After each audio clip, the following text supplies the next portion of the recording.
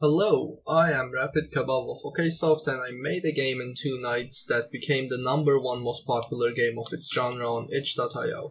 It was also number 22 across all games, but that sounds less cool.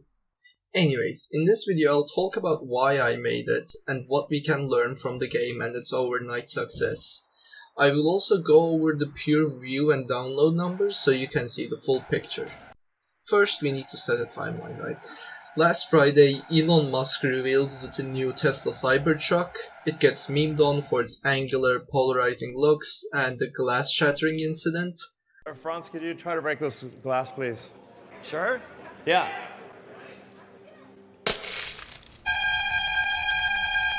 By Saturday, many indie devs and studios are joking around by making low-poly Cybertruck models and putting them in various places, usually inside their own games, but I've even seen it put in a Quake map of all things, so interesting things.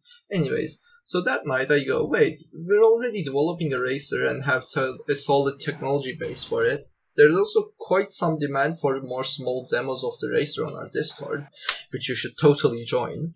I'm also terrible at 3D modeling, so that would work perfectly well with the low poly joke, so there was no better excuse to develop the racer further while adding new functionality.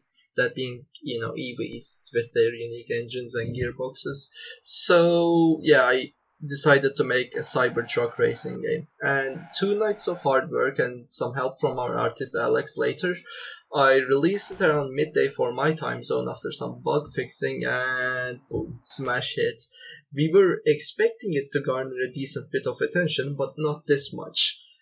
The name of the game is Cybertruck Drivers Challenge, and it took only about 12 hours or so, and the game was the #1 racer on itch and in the top 25 of all games. How did this happen, and why should you care about getting some small free game popular? I'll have to break it down into steps. First, why? Motivation and attention, basically. You want attention. This does sound condescending, but it is true. We, for example, are making 2 big and 1 medium projects right now. We don't want them to release with no one even knowing about them. Sure, we love making them, but by making a small free game, the stakes are lower and you're more motivated to work on it, and the attention the small free game gives you will make your bigger projects more successful and you more motivated to work on those big projects. So yeah, that's the gist of why I did it and why you should, in my opinion at least, do it as well. You get attention, you get motivation, you make a game. It's always nice to make games, at least for me. Anyways, now to the how. How did it get popular and how could you, the person sitting behind your desk watching me ramble right now, replicate this? Step 1. Pick a good genre and topic. The racing genre is one of our favorite genres here at OKSoft and is not saturated.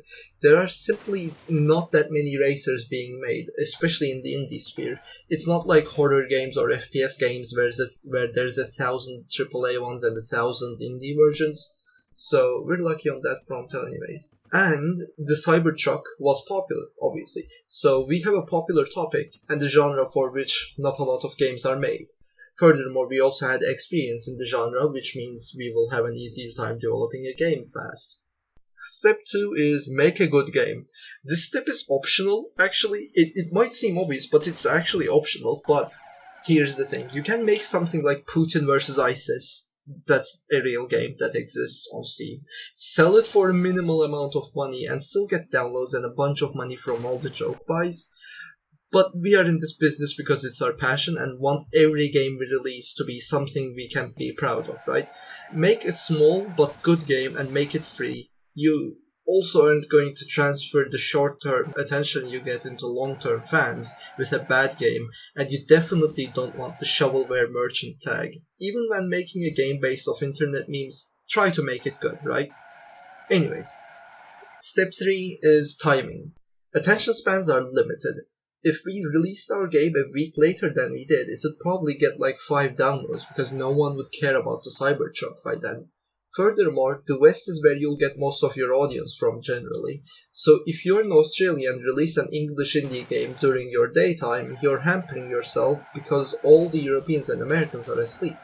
We were lucky to have pre-existing code for a bunch of the game too, so prototyping plenty is a smart idea. You get to have a pretty large code base to patch together for your next little project if something like the Cybertruck happens and you want to get the game out fast. So step 4, the final step, is promotion. You need an initial push to get the snowball of attention running.